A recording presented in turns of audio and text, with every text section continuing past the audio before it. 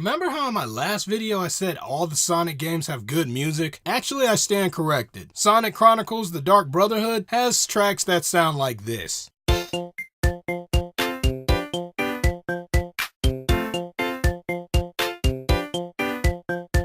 Yeah, so not every single Sonic game has good music. Sonic for Game Gear. What's that, you ask? I don't know. It was something that was supposed to compete against the Game Boy, but it fell off before 1998, so it sucked. But were the Sonic games good on it? I actually thought they were much harder. Now, after Sonic 1 took off on the Genesis, they had to port it over to the Game Gear and the Master System. And you're probably wondering, what's that too? Well, the Master System came out before the Genesis to compete with the NES. Was that a success? No. But basically, these consoles both got the 8-bit versions of the Sonic games, and it's actually a much different game than the original one that came out on the Genesis, if you're following me. Now, these games don't deviate too much from the standard Sonic collect all the emeralds and beat Dr. Eggman. However, you actually had to find the emeralds within the levels that you go to. But what about the special stages, you ask? They're all just basically Spring Yard Zone, where you bounce around and you collect a bunch of rings, and then after that you may get a continue or not. Which you're gonna need because this game is hard as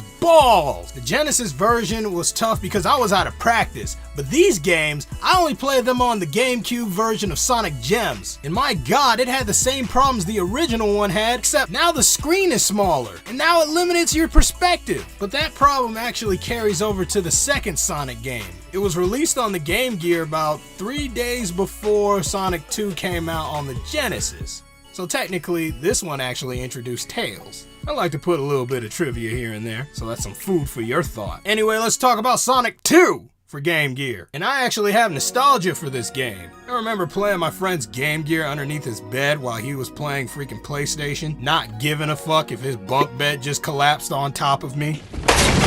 I was down there because the Game Gear had a backlight screen, but the batteries would die within like 5 seconds, but I had a battery pack. But I digress. Sonic 2, the 8-bit game, actually had a plot to it involving you rescuing Tails. Neat thing about this game, well, both of the Game Gear games for that matter, the levels are different. Who could ever forget about Bridge Zone, or Jungle Zone, or Underground Zone, or Gimmick Mountain Zone? Okay, they're all pretty forgettable, but at least you get to fly around with a hang glider and ride in a trolley in Sonic 2. As well as fight some pretty unique bosses besides Eggman. But what truly makes these games unique, and I mean the thing that makes it stand out to me, is still the goddamn music!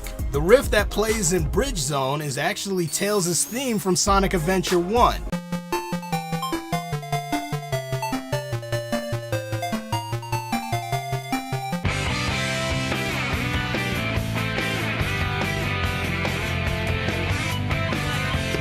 And if you play the DX version, the Game Gear games are included. But what really takes the cake is the track in Green Hill Zone. Not Green Hill Zone, Green Hills Zone. Real creative, Sega. And if you can't hear it, that's Toot Toot Sonic Warrior, the Sonic CD intro in the European and Japanese version of the game.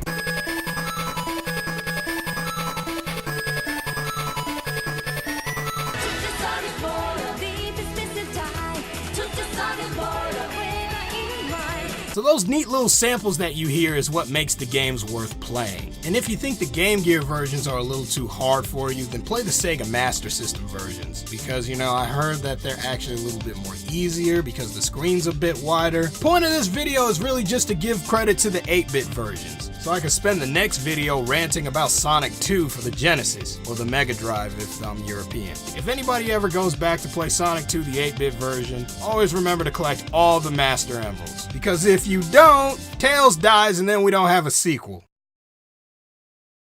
If anybody cares.